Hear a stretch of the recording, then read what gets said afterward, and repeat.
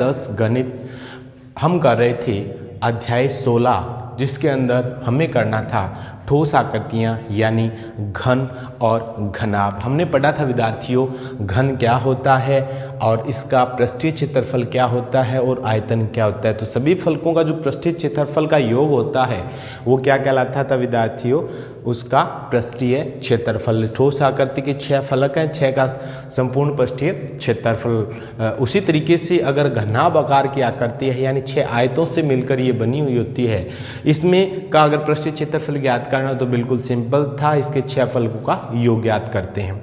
उसी तरीके से हमने पढ़ा था आयतन क्या होता है कि कोई भी ठोस है उसका आकाश में वो कितना स्थान घेरा है, वही उसका क्या है, उसका आयतन या जो द्रव्य उसके अंदर आ सकता है। हमारे जीवन में बहुत से क्वेश्चन हमारे दिमाग में आते रहते हैं कि गिलास में कितना पानी आएगा, टंकी में कितना पानी आएगा, हम उसको कैसे ज्ञात करेंगे। कमरे में ईंटें लगानी है या कमरे में चारों पूरा पेंट करना है तो कैसे पेंट करेंगे, कितनी दूरी आएगी, या किसी डब्बे के चारों तरफ 6 की 6 साइड में कलर करना है तो वो कैसे आएगा। तो ये सारे क्वेश्चन हम इन समस्याओं का समाधान इस प्रश्नावली के माध्यम से कर सकते हैं। तो आइए विद्यार्थियों, जैसे आपको मान लीजिए क्वेश्चन नंबर 1 है, क्वेश्चन नंबर 1 प्रश्नमाला का क्वेश्चन नंबर 1 है, उस जिसमें बता रखा है एक घनाभ है, घनाभ की लंबाई क्या बता रखी है हमें, घनाभ की लंबाई हमें बता रखी है, घनाभ की चौड़ाई और हमें बता रखा है विद्यार्थियों घनाभ की ऊंचाई। क्या बताई है विद्यार्थियों, ऊंचाई। लंबाई 12, चौड़ाई है वो 9 सेंटीमीटर है, लंबाई है इसकी 12 सेंटीमीटर, चौड़ाई है इसकी 9 सेंटीमीटर और ऊंचाई है इसकी 5 सेंटीमीटर। ये क्वेश्चन हमें दे रखा है विद्यार्थियों। हमें इस प्रश्न में ज्ञात करना है कि आप इस क्वेश्चन की सहायता से इसका पृष्ठीय क्षेत्रफल और आयतन ज्ञात करना है। हमें ज्ञात क्या करना है, इसके अंदर घनाभ का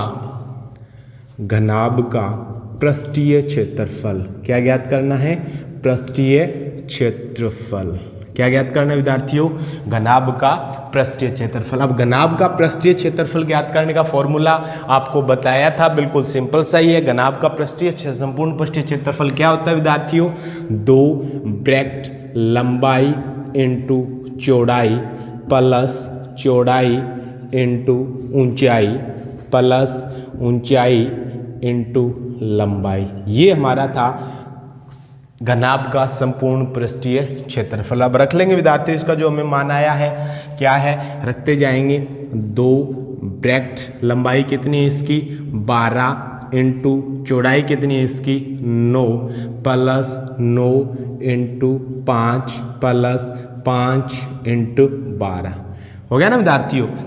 हल करेंगे, ये हो गया 2 इंटू 12 को 9 से मल्टीप्लाई किया, कितना हो गया विद्यार्थियों 108 प्लस 45 प्लस 60। हल करेंगे इसको, 2 इंटू तीनों को हम क्या करेंगे, 108 प्लस 45 प्लस 60 कितना हो गया विद्यार्थियों, जोड़ेंगे टोटल हो गया 213 सेंटीमीटर। ठीक है, अब इसको हल किया आगे तो ये 2 से मल्टीप्लाई करेंगे तो 426 सेंटीमीटर स्क्वायर कितना आ गया, 426 सेंटीमीटर स्क्वायर है वो क्या आ जाएगा विद्यार्थियों, इसका पृष्ठीय क्षेत्रफल। उसी तरीके से विद्यार्थियों हमें ज्ञात करना है इसी क्वेश्चन के अंदर इसका आयतन क्या ज्ञात करना है, घनाभ का आयतन। घनाभ का जो आयतन ज्ञात करने का जो फॉर्मूला है वो क्या होता है विद्यार्थियों, लंबाई इंटू चौड़ाई इंटू ऊंचाई। क्या होती है, लंबाई इंटू चौड़ाई इंटू ऊंचाई। हल कर लेंगे इसको, करते हैं, बिल्कुल सिंपल सा है।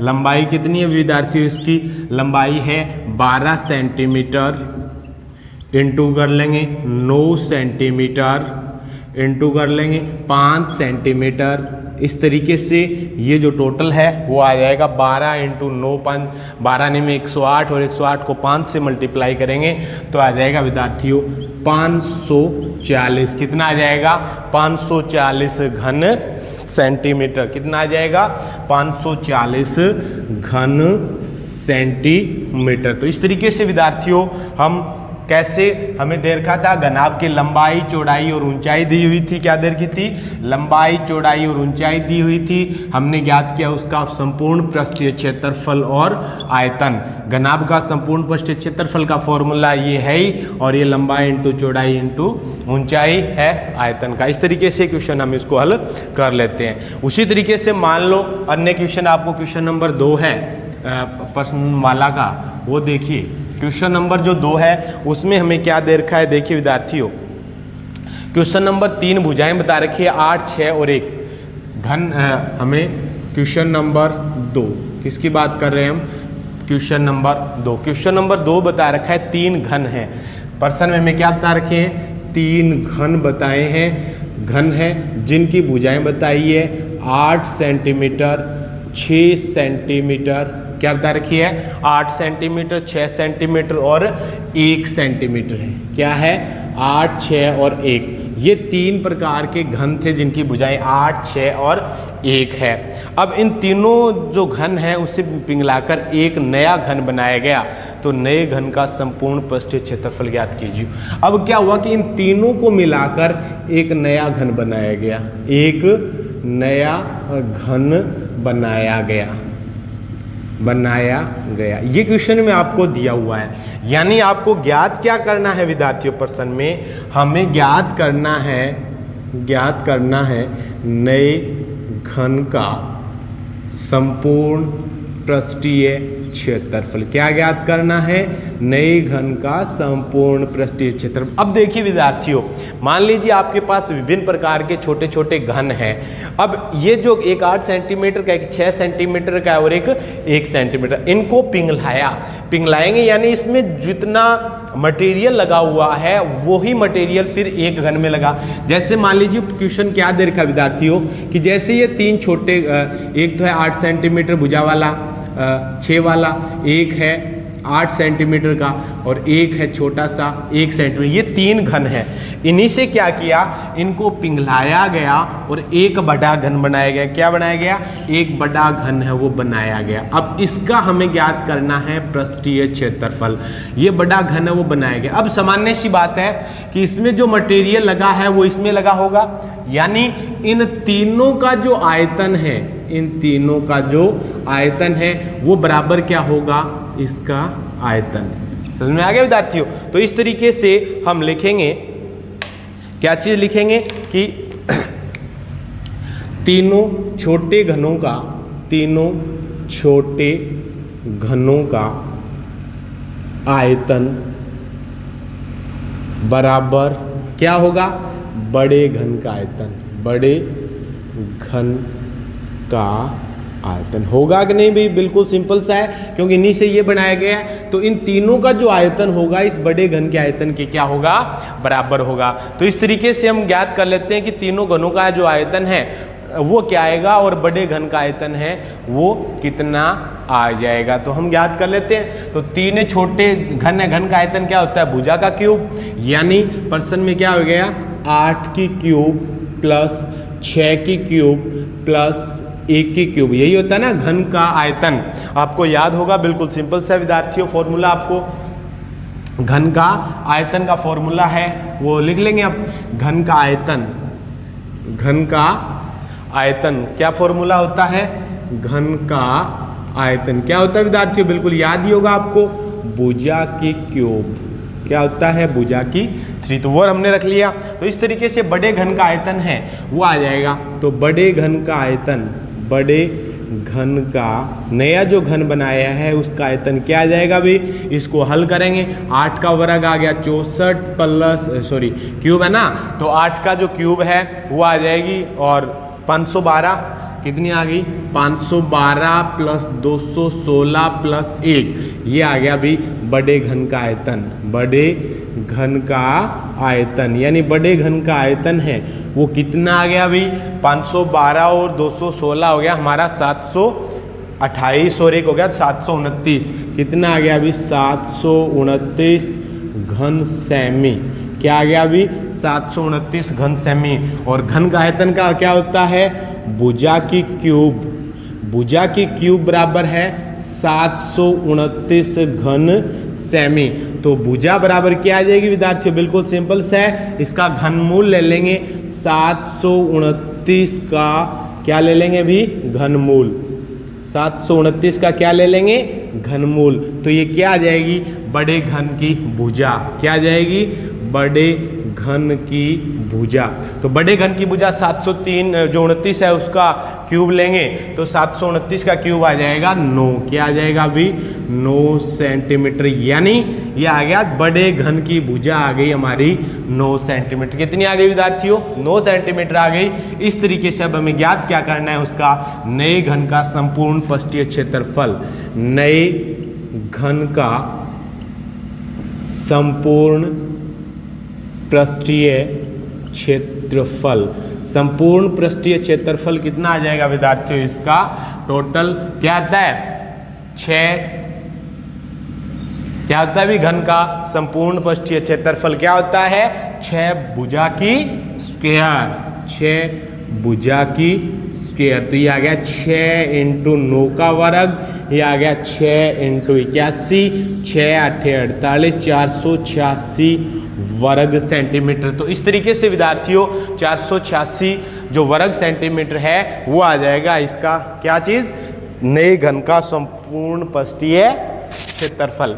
उसी तरीके से विद्यार्थियों क्वेश्चन नंबर 3, अगर आपको जैसे बुक के क्वेश्चन हल कर रहे हैं हम, उसी तरीके से क्वेश्चन नंबर 3 है वो आपको क्या दिया हुआ है वो देखिएगा। उसी तरीके से हमें अभी ये सिंपल सा आ गया था समझ में, क्योंकि जितनी 3 जो घन है उनमें जो मटेरियल लगा है वही उसी में लगेगा। उसी तरीके से अगर यदि दे रखा हो कि एक संदूक की माप 50, 36 और 50, 25 है। माप क्या है, 50 सेंटीमीटर, 36 सेंटीमीटर और 25 सेंटीमीटर। घनाभाकार हो गया। क्वेश्चन नंबर हम बात कर रहे हैं विद्यार्थियों 3 की। हमें 50, 36 और 25 सेंटीमीटर 3 माप दे रखी है, लंबाई, चौड़ाई और ऊंचाई। हमें ज्ञात क्या करना है कि संदूक को कवर बनाने के लिए कितने वर्ग सेंटीमीटर कपड़े की आवश्यकता होगी। क्या है, माप के संदूक का कवर बनाना है। क्या बनाना है, कवर बनाने के लिए कितने कपड़े की आवश्यकता होगी, कितने कपड़े की आवश्यकता। ये प्रश्न हमें पूछा गया है। तो देखिए प्रश्न में क्या पूछ रखा है कि कितना कपड़ा है वो इसमें लगेगा, कितना कपड़ा इसमें लगेगा। बिल्कुल सिंपल से मान लीजिए ये संदूक है विद्यार्थियों, ये क्या है, संदूक। अब इस पे कपड़ा कहाँ कहाँ चढ़ेगा, यहाँ पे भी आएगा, यहाँ पे भी आएगा कपड़ा, यहाँ पे भी आएगा, यहाँ सारे फलकों पे आएगा। तो ये क्या हो रहा है विद्यार्थियों, ये आ रहा है संदूक का संपूर्ण पृष्ठीय क्षेत्रफल। क्या ज्ञात करना पड़ेगा हमें फिर, संदूक का संपूर्ण पृष्ठीय क्षेत्रफल। तो देखिएगा संदूक की माप क्या दे रखी है, लंबाई 50 सेंटीमीटर, चौड़ाई 36 सेंटीमीटर और ऊंचाई दे रखी विद्यार्थियों हमें 25 सेंटीमीटर दे रखी है ना।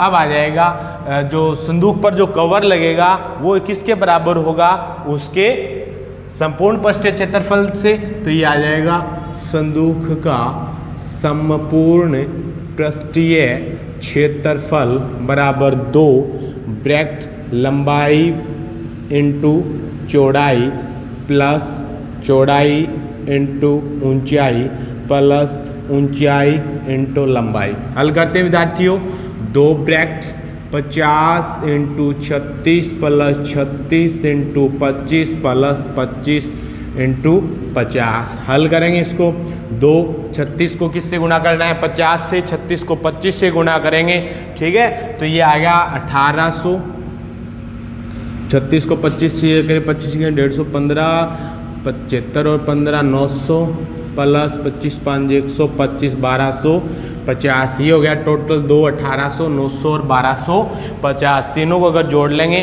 तो आ गया 3950, 3950 क्षेत्रफल ज्ञात करा ना, वर्ग सेंटीमीटर। ये आ गया 3950 को गुणा करेंगे तो 7900 वर्ग सेंटीमीटर। क्या आ गया, 7900 वर्ग सेंटीमीटर। इसलिए क्या हो गया कि हमें कितने कपड़े की आवश्यकता होगी, अतः कवर के लिए 7900 वर्ग सेंटीमीटर कपड़े की आवश्यकता होगी। इस तरीके से होगा ये हमारा क्वेश्चन। आगे फिर नेक्स्ट वीडियो में फिर मिलेंगे अन्य क्वेश्चनों के साथ, इसलिए जुड़े रहिए अपने YouTube channel study with Mehra sir. Thank you.